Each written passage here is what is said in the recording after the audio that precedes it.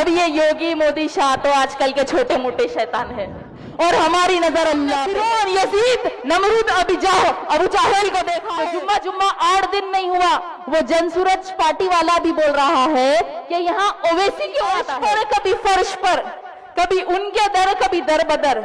ए नशाए इख्तदार, हम कहां से गुजरे। एडवोकेट जो हैदराबाद से चल करके हमारे बीच आए हैं, वो अपनी बातों को हमारे बीच में रखेंगे। एक बार जोरदार तालियों के साथ उनका इस्तकबाल करें। सैयदा एडवोकेट फलक साहिबा आपके बीच। औज़ुबिल्लाहि मिनश शैतानिर रजीम, बिस्मिल्लाहिर रहमानिर रहीम। आपके हल्के से मजलिस के उम्मीदवार जनाब तौसीफ आलम साहब, हैदराबाद से यहाँ आए हुए मजलिस के सभी जिम्मेदारान, बहादुरगंज से मजलिस के जिम्मेदारान, यहाँ मौजूद मेरे भाइयों, बुजुर्गों, सुनने वाली मेरी माँ और बहनों, अस्सलाम वालेकुम वरहमतुल्लाहि वबरकातुहू। गरम जब मराकाए सबर और रजा होता है तो कोई जानबाज ही मैदान में खड़ा होता है। जिसको चुनती है मशीयत किसी मकसद के लिए, उसका अंदाज ही सबसे जुदा होता है। हर किसी को हमारे सदर साहब से तकलीफ, चाहे भाजपा हो, कांग्रेस हो, जेडीयू हो, आरजेडी हो, और अब जो जुम्मा 8 दिन नहीं हुआ, वो जनसूरज पार्टी वाला भी बोल रहा है कि यहाँ ओवैसी क्यों आता है। तो सुनिए, बिहार में 20 साल से नीतीश कुमार की सरकार है ना, उससे पहले 15 साल लालू की सरकार थी, और सीमांचल में तो कांग्रेस, भाजपा, जेडीयू, आरजेडी हर कोई जीतता हुआ है। उसके बावजूद भी सीमांचल में कोई हॉस्पिटल्स किसी ने नहीं बनाया, जिसकी वजह से हमारे तकरीबन खवातीन की डिलीवरीज घरों में होती है। और हैदराबाद, जहां से ओवैसी साहब सांसद है, वहां पे कई हॉस्पिटल्स रहने के बावजूद भी मजलिस ने वहां असरर ओवैसी हॉस्पिटल खोले, जहां खवातीन की डिलीवरीज, नॉर्मल डिलीवरीज फ्री में होते हैं, मुफ्त में।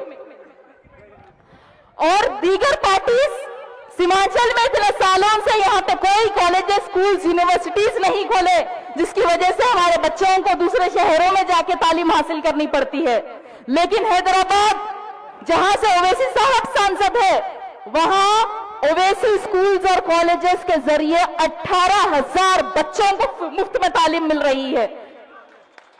केजी टू पीजी कैंपसेस है, वहां 18,000 बच्चे मुफ्त में तालीम हासिल कर रहे हैं। और बिहार में यहां मुसलमानों की आबादी 17% है, लेकिन यहां का माइनॉरिटी बजट सिर्फ 650 करोड़। और तेलंगाना में, जहां मजलिस का एक एमपी और कुछ एमएलए है, वहां मुसलमानों की आबादी सिर्फ 12% है, लेकिन वहां का माइनॉरिटी बजट 3,500 करोड़। तो इन वजूहात की वजह से असदुद्दीन ओवैसी साहब यहाँ आते हैं और आते रहेंगे। जो नाइंसाफी सीमांचल के साथ हुई है, उस नाइंसाफी के खिलाफ कुल हिंद मजलिस इत्तेहादुल मुस्लिमीन लड़ेगी इंशाअल्लाह। अमित शाह यहाँ आके बार बार बोलते हैं कि सीमांचल में जो है घुसपैठिए है। तो भाई, तुम तो तड़ीपार थे ना, हाँ, तुम तो तड़ीपार थे। फिर यहाँ इतने सालों से रहने वाले लोगों को तुम घुसपैठिए बोल रहे, खुद तड़ीपार हो गए। जाके मोदी जी से पूछिए, शेख हसीना क्यों बैठी हुई है अब तक दिल्ली में। यहाँ बिहार में एक सदक़े के कब्जे को छोड़ दिए मुसलमानों पे सदका होने के लिए, गिरिराज सिंह, जिसको मुसलमानों के खिलाफ बोलने के अलावा और कुछ नहीं आता। और फिर यहाँ बहादुरगंज से जो हमसे गद्दारी किए हैं मोहम्मद निजामी साहब, वो तो घर बैठ गए। लेकिन अब देखना ये है कि जो गठबंधन के उम्मीदवार है हमारे प्रोफेसर साहब, वो कभी एनसीपी से जो है जेडीयू, जनशक्ति, जनसुराज, और अब जो कांग्रेस के टिकट से इलेक्शन लड़ रहे हैं, वो इलेक्शन हारने के बाद कौन सी पार्टी ज्वाइन करेंगे। बिल्कुल नीतीश कुमार की तरह है। और ऐसे लोगों के लिए कुछ अल्फाज है, सुनिए। कभी अर्श पर, कभी फर्श पर, कभी उनके दर, कभी दर बदर। ए नशाए इख्तदार, हम कहां से गुजर गए। तो ऐसे लोगों का मकसद सिर्फ जाती इख्तियार और जाती मफाद है। इनकी लड़ाई सिर्फ इख्तिदार के लिए है, लेकिन मजलिस इत्तेहादुल मुस्लिमीन की लड़ाई इख्तिदार के लिए नहीं है। मजलिस की लड़ाई इंसाफ के लिए है, मजलिस की लड़ाई बराबरी की है, मजलिस की लड़ाई हिस्सेदारी की है, मजलिस की लड़ाई हमारा वजूद, हमारा वकार, हमारी अजमत, हमारी शिनाख्त के लिए है।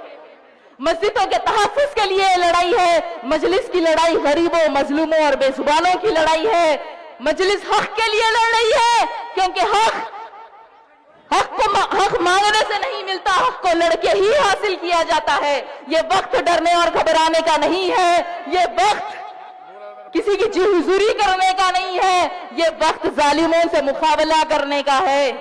अरे हमने तो साहिलों पे कश्तियां जला दी थी, हर जमाने में हमने फिरौन, यजीद, नमरूद, अबू जाहिल को देखा है। अब ये योगी, मोदी, शाह तो आजकल के छोटे मोटे शैतान है, और हमारी नजर अल्लाह पे है। और जिस कौम की नजर अल्लाह पे होती है, जो कौम तवक्कुल पे रहती है, जिस कौम का ईमान मजबूत होता है, और जो कौम सिर्फ अल्लाह के आगे झुकती है, उस कौम का कोई कुछ नहीं बिगाड़ सकता। तो 11 तारीख के दिन आप लोग ये सोच के वोट डालेंगे कि मजलिस के लिए आपका एक वोट आपकी लड़ाई लड़ेगा, आपकी आवाज को बुलंद करेगा।